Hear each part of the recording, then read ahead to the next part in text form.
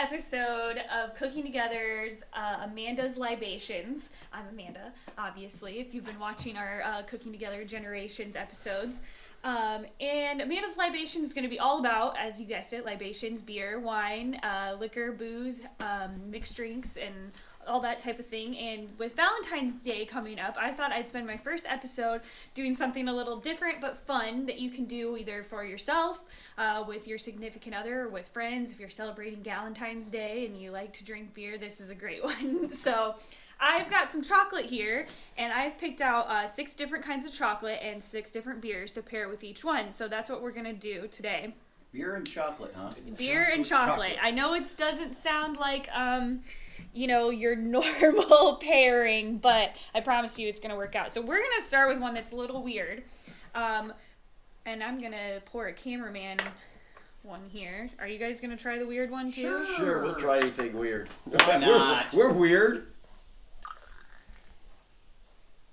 Thanks. All right, so trick to your tasting is to taste your beer first, take a bite of chocolate, and then finish your chocolate and then take another sip of beer. So you want to savor your beer. Right now this is a salted caramel, chocolate caramel. Pass those. Yummy, yummy. Okay. Okay. So we're going to take some beer, and I have got a goza. Gozas are usually a little salty. They're brewed with coriander and salt. So what's it called again? A goza. Goza, okay. All right, so I sip That's my it. beer. Mm-hmm. Taste my chocolate. What do you think, cameraman? Chocolate's good. Chocolate's real good. Mm. And then we're going to wash it down with a little more of our salty, kind of sour and tart beer. I like this. It's a good combo.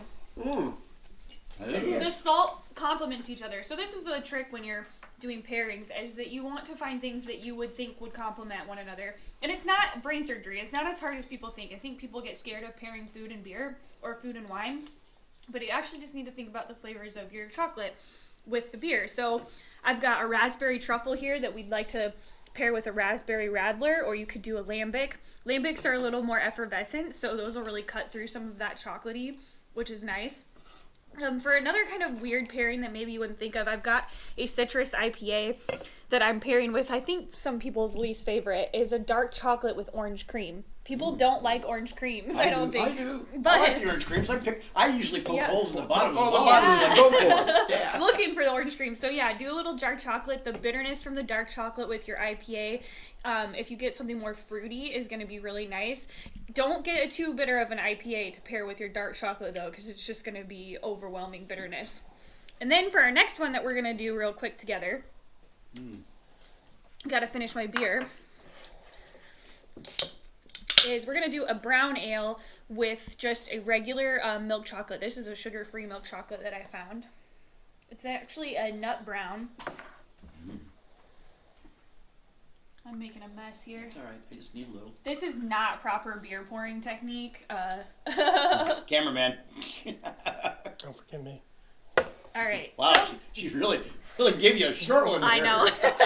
Same technique. All right. Oh, sorry. Yeah, pass around the chocolate here. I kind of like So sitting this on this is a side of the milk table. chocolate Yeah. truffle. Remember, beer first. Oops. Chocolate.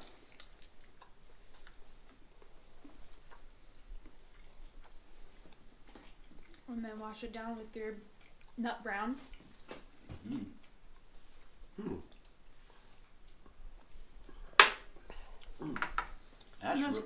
I like that one a lot. The brown with the milk chocolate, it just gives that, it actually does a little bit more for your beer in this case, because browns are real lighter in terms of your darker beer. They've got a maltiness and a nuttiness, and you add that chocolate to it, and it just brings that beer to a whole new level.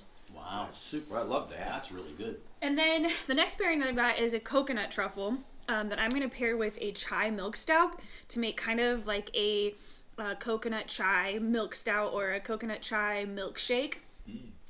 So that's what the flavor combination you're gonna get here. And then I have a cappuccino white chocolate truffle that we're gonna pair with a coffee milk stout. Coffee and coffee is kind of a no-brainer for those. Wow. So it's that simple, really. You know, pick some flavors that you like, and then think about the flavors in the beer that you like. And, you know, if they taste good together, then go for it. I mean, it's kind of like... So you're saying don't be afraid to experiment. Yeah, and that's what, you know, you wouldn't think of doing like a sour beer or a tart beer with your salted caramel, but the salt in both of the beers really complement one another. And the same with the IPA. If you get something that's got a little citrus and fruit to it, it's going to pair well with like an orange or another kind of like lemon candy. So there you have it, folks.